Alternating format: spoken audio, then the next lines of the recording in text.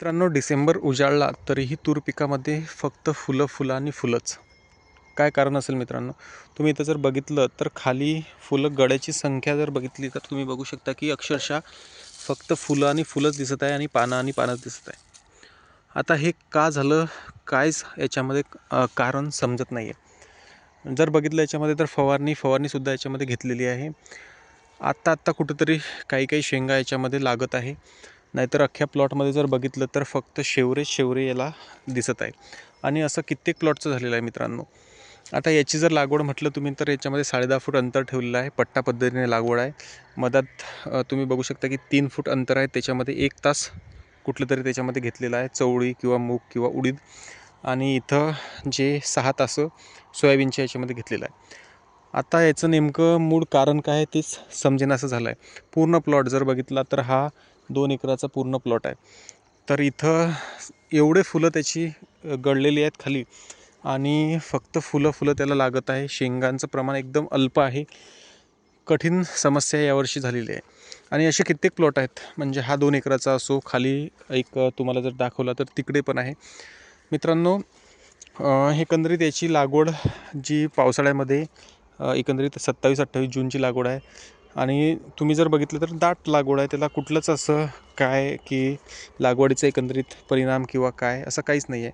तरीसुद्धा ही अवस्था का झालेली आहे ही संभ्रमावस्था आहे. आता इथं बघा कुठं जर एखाद शेंग वाळलेल्या अवस्थेत आहे म्हणजे ती भरलीसुद्धा आहे आणि त्याच्यामध्ये दाणेसुद्धा झाले होते. आता याच्यामध्ये जर वाणाचं म्हटलं तर ही अंकुरची चारू आहे आणि अंकुरच्या चारूचे कित्येक ठिकाणी असेच बोंब झालेले आहे. त्यामध्ये जर ही अंकुरची 13 एखादं बियाणं जर आलं असेल तर तुम्ही बघू शकता की त्याला चांगल्या पद्धतीने शेंगा आहेत आणि क्वालिटीच्या शेंगा आहेत. त्याच्यावर कुठलाच असा परिणाम झालेला आपल्याला आढळत नाही. मग निश्चितच हा बियाण्याचा परिणाम असेल की अजून त्याला दुसरी गोष्ट कारणीभूत असेल. कारण इतर व्हेरायटीज प्लॉट कित्येक शेतकरी आपल्याला कमेंट करतात की त्यांचंसुद्धा असंच झालेलं आहे. आता इथं जर तुम्ही बघितलं तर कुठं तर त्याला शेवरेच अजून फुटत आहे आणि शेंगांचं अल्प प्रमाण आहे, एकदम अल्प. कुठं जे शेंगा झालेल्या आहेत त्या एकदम चिपट अशा शेंगा झालेल्या आहे.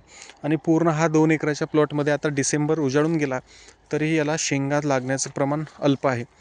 मग निश्चितच याच्यामध्ये उत्पन्न किती होईल, काय होईल हेच संभ्रमावस्था आहे. आतापर्यंत तर याला शेंगा येऊन पूर्ण ही तूर झुकायला पाहिजे होती.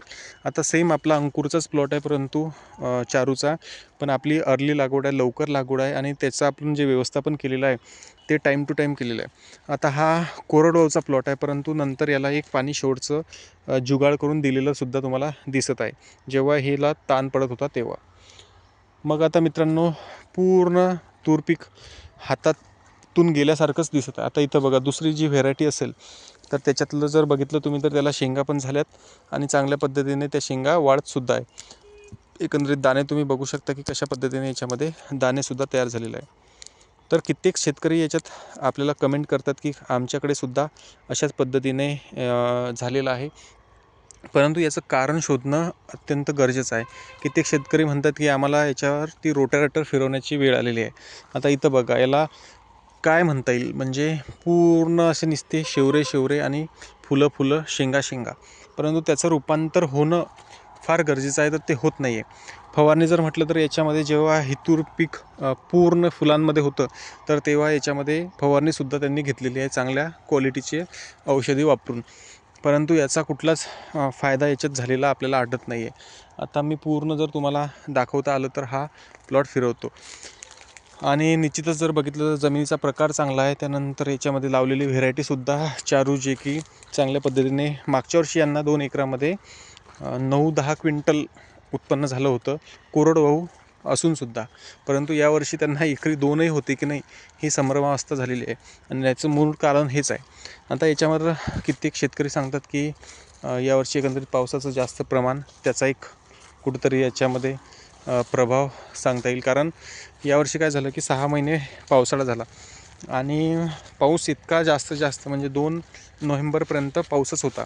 मग त्याचा निश्चितच ह्या व्हेरायटीवर परिणाम किंवा अशाच वेगवेगळ्या व्हेरायटीज आहेत, मारुतीसुद्धा, त्याच्यावरतीसुद्धा असाच परिणाम आपल्याला पाहायला मिळत आहे. मग असं जर शेतकऱ्यांचं झालं तर त्यांनी करावं काय, हेच मूळ समस्या सगळ्यांवरती आलेली आहे.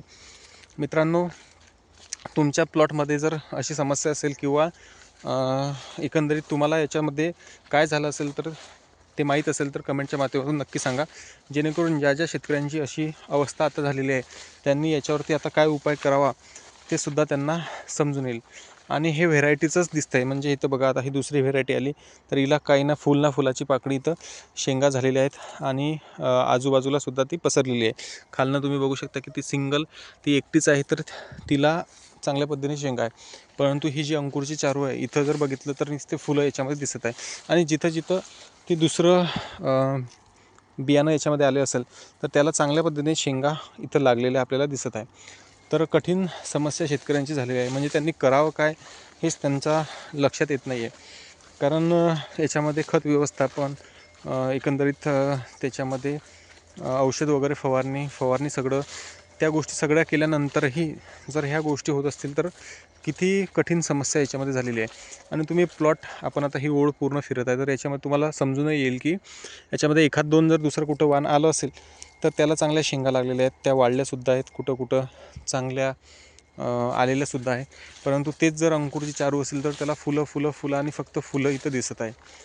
तर मित्रांनो, काय याचं कारण असेल, सेटिंग याची का हुकली असेल, ह्या सगळ्या गोष्टी जर तुम्हाला माहीत असेल तर तुम्ही कमेंटच्या माध्यमातून सांगा.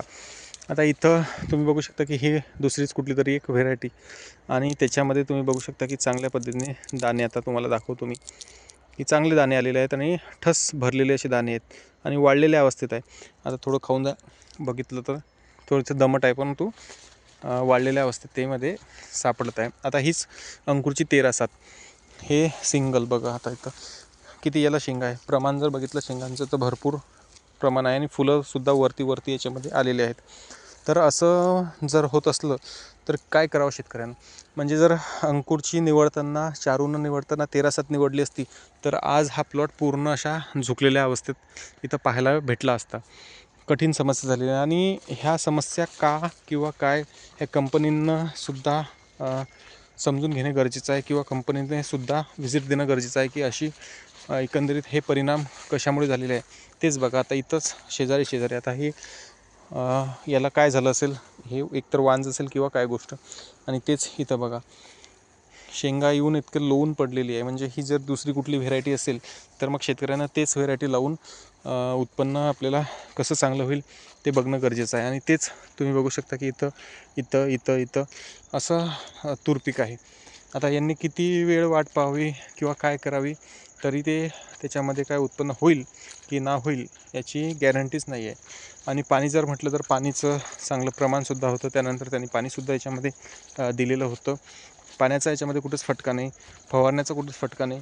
आणि निसर्गाचं जर म्हटलं तर निसर्गाचा जो फटका आहे, परंतु मग इतर वाहनांना त्याचा का फटका नाही हे एक गोष्ट लक्षात घेणं गरजेचं आहे. सेम असाच प्लॉट आपण आता खाली उतरणार आहोत, तिथंसुद्धा सेम गोष्ट झालेली आहे. म्हणजे मग शेतकऱ्यांना करावं काय. आता इथं बघा, इथं सेम चारूचा प्लॉट आहे, इथेही सेम चारूचा प्लॉट आहे. खाली आपण उतरत आहोत तिथे. आता इथं बघा, इथं सुद्धा ते पूर्ण तूर अशी बोंदरल्यासारखी झालेली आहे आणि हिला इतके फुलं लागले होते एका टाईमला की भरपूर. त्यामध्ये त्यांनी मग फवारणी घेतली, खत नियंत्रण केलं, परंतु काही त्याचा फरक आपल्याला पडलेला बघताना मिळत नाही. शेतीचं जर प्रमाण म्हटलं तर आता इथं पांढरी जमीन आहे, तिथं काळी जमीन आहे. मग काळ्या जमिनीवरही तेच आणि पांढऱ्या जमिनीवरही तेच. कठीण समस्या शेतकऱ्यांपुढे आलेली आहे. आणि जिथं कुठं शेंगा आलेल्या आहेत तिथं मग थोडक्यास एकदम शेंगा असून त्याचे दाणेचे एकदम बारीक दाणे झालेले आहेत यावर्षी. कठीण समस्या शेतकऱ्यांना यावर्षी सामोरे जाताना पाहायला मिळत आहे. तुमच्या तूर पिकामध्ये असं काहीतरी झालं असेल किंवा तुम्हाला त्याच्यावरती कुठंतरी काहीतरी माहीत असेल तर तुम्ही कमेंट नक्की करा, जेणेकरून शेतकरी आता काहीतरी जे उरलेलं आहे तर ते एकरी 2 क्विंटल 3 क्विंटल होण्याच्या मार्गावरती आहे. तर ते कसं तरी त्यांचं वाढेल असं निश्चितच याच्यातून म्हणता येईल. असो, आजचं काय असं म्हणू शकत नाही की लाईक करा, सबस्क्राईब करा, शेअर करा, कारण गंभीर स्थिती शेतकऱ्यांवर आलेली आहे. याने तर आता एक 5-6 दिवसाआधी याला पाणी दिलेलं आहे की निश्चितच त्या पाण्याचा काहीतरी याला फायदा होईल आणि काहीतरी 2-4-5 शेंगा परत याच्या भरतील आणि त्याचा त्यांना फायदा होईल असं त्यांना वाटत आहे. एक वेळ होती की याला पाहिजे तशा शेंगा नव्हत्या, फुलंसुद्धा नव्हती, तर त्यांनी विचार केला होता की याच्यामध्ये हरभरा वगैरे टाकायचा. परंतु काय झालं की नंतर याला एवढं गच्च फुलं आली आणि चांगल्या पद्धतीने याची वाढसुद्धा झाली. मग त्याने ते कॅन्सल केलं आणि परत त्याच्यामध्ये तेच तूर पीक ठेवण्याचा त्यांनी विचार केला आणि त्याच्यावरच थोडंसं एकंदरीत खत व्यवस्थापन आणि इतर गोष्टी करण्याचा त्यांनी विचार केला. परंतु तो हा फटका त्यांना फार बसलेला इथं दिसत आहे. तिन्ही क्षेत्रामध्ये, आता आपण हे तिसऱ्या शेतात उतरलेलो आहोत, तिथं पण अशीच परिस्थिती आहे. आता इथं तर ही जमीन एकदम काळीशार आहे, खाली अजून ओल याच्यामध्ये आहे, परंतु इथं पण जर शेंगांचं प्रमाण बसलं तर एक 10 शेंगा 15 शेंगा अशाच आपल्याला इथं आढळत आहे. तर खूप कठीण समस्या इथं झालेली आहे मित्रांनो. तुम्हाला जर काही याच्यामध्ये पर्याय माहीत असतील तर तुम्ही कमेंटच्या माध्यमातून सांगा. एकंदरीत व्हेरायटी कुठली जर चांगली असेल तर ती सांगा, की शेतकऱ्यांना निदान ती मरू तरी देणार नाही. कारण ही फार गंभीर परिस्थिती झालेली आहे ही अंकुरच्या चारूची. तेचबरोबर मारुतीची तशीच कंडिशन आहे. त्याच्यामध्ये फक्त अंकुरची 13-7 खूप चांगल्या पद्धतीने काम करते. तिने चांगल्या पद्धतीने उत्पन्नसुद्धा दिलेलं आहे शेतकऱ्यांना आणि अर्ली असल्यामुळे ती लवकरसुद्धा येऊन दुसरं त्याच्यामध्ये पीकसुद्धा त्यांना घेता येते. तर मित्रांनो, ठीक आहे, धन्यवाद.